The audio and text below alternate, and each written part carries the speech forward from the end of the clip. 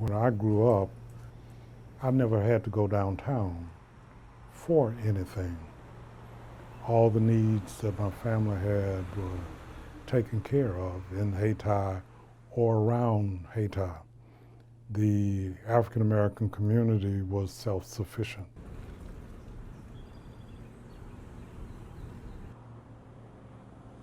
Well, when I left, the freeway had not been built yet, so Hayti was still intact. When I returned, Fayetteville Street looked like the street that time forgot to me. It was on the decline. Just a whole lot of negative forces going on, and nobody seemed to be doing anything about it. That kind of spurred me, I guess, to put on my activist hat and to get busy trying to improve the conditions in the corridor. Because of Durham's deep and long history of business entrepreneurship, that one of the main things was that businesses needed a place to operate after urban renewal.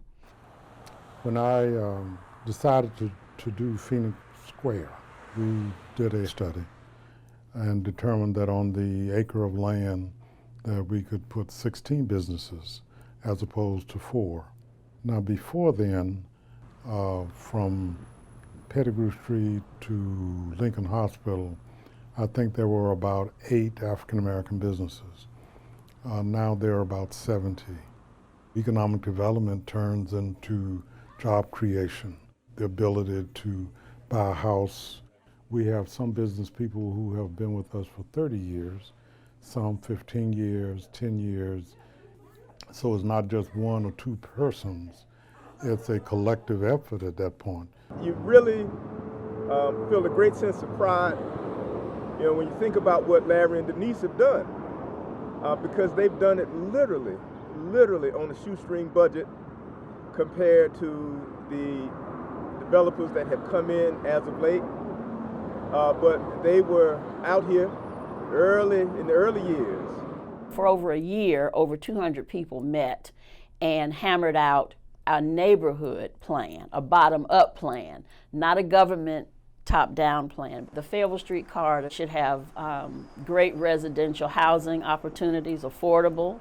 It should have one of the safest walkable corridors in the city because it does have some of the highest walking traffic in the entire city.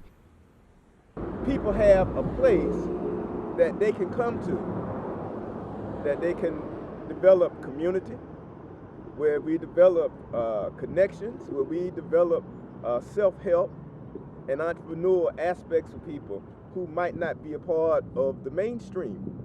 And so the Hesslers have been able to bring that together. I mean, and that is just as monumental. It's very inspirational also. What impressed me the most is that 30 years out of slavery, the African American community in Durham, they did like any ethnic group that came to America, began to come together, began to look at the things that needed to be done for the survival of the group. And since America is a capitalist country, then they opened businesses and began to thrive. Well, we both like building things. I guess that's the common thread. Yeah, we like building. And if I could convince her to agree with me more, then I think I have made many inroads there. So sometimes at least 25%. And he keeps trying. After 30 years, he's trying.